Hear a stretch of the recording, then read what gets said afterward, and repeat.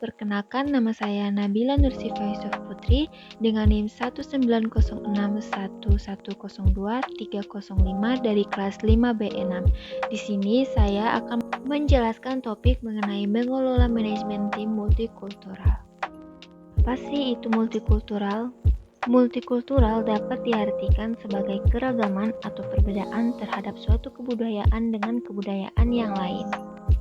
Nah, dalam organisasi membutuhkan tim kerja. Tim merupakan sekelompok orang yang bekerja sama untuk menyelesaikan atau mencapai sesuatu.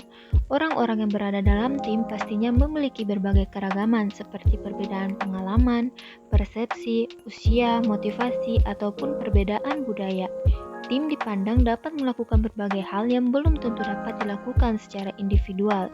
Kerja sama tim juga bisa memberikan hasil yang lebih baik dari individual.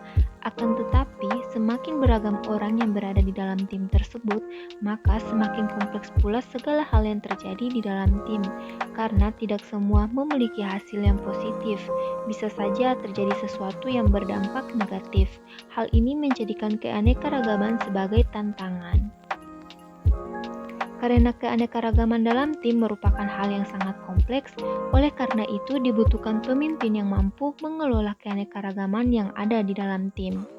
Pemimpin harus menyadari bahwa dengan terdapatnya keberagaman di dalam tim, dengan melakukan pengelolaan, yaitu menciptakan timbulnya berbagai motivasi, intrinsic interest, persepsi kebiasaan, pendapat serta pengalaman yang berbeda dari setiap individu dalam memandang pekerjaan mereka.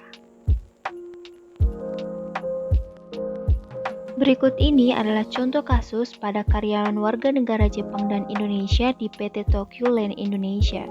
Orang-orang Jepang yang berada di Indonesia di antaranya bekerja di PT Tokyo Land Indonesia. PT Tokyo Land Indonesia merupakan salah satu dari perusahaan modal asing PMA Jepang yang beroperasi di Indonesia. Perusahaan tersebut memiliki karyawan berkewarganegaraan Jepang dan Indonesia sehingga komunikasi antar budaya pun tidak terhindarkan.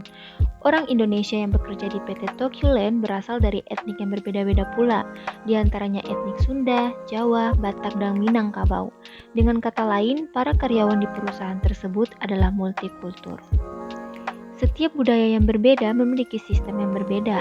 Oleh karena itu, memahami cara berkomunikasi yang baik sangat penting.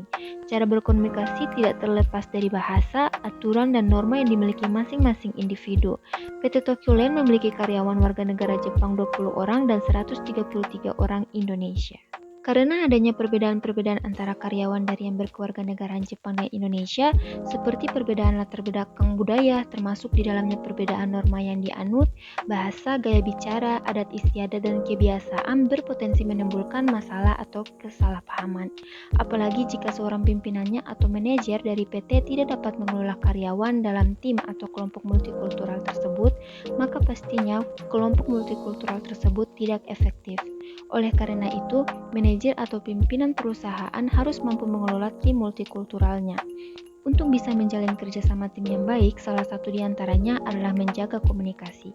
Komunikasi yang terjadi antara karyawan warga negara Jepang dan Indonesia menggunakan 3 bahasa, yaitu bahasa Inggris, bahasa Indonesia, dan bahasa Jepang. Pada saat-saat tertentu dan suasana informal, orang-orang Indonesia dengan etnik yang sama menggunakan bahasa daerah yang mereka pahami bersama. Misalnya sesama orang Sunda kadang-kadang berbicara dalam bahasa Sunda, sesama orang Jawa berbicara bahasa Jawa, dan sebagainya. Sekian penjelasan dari saya dan terima kasih.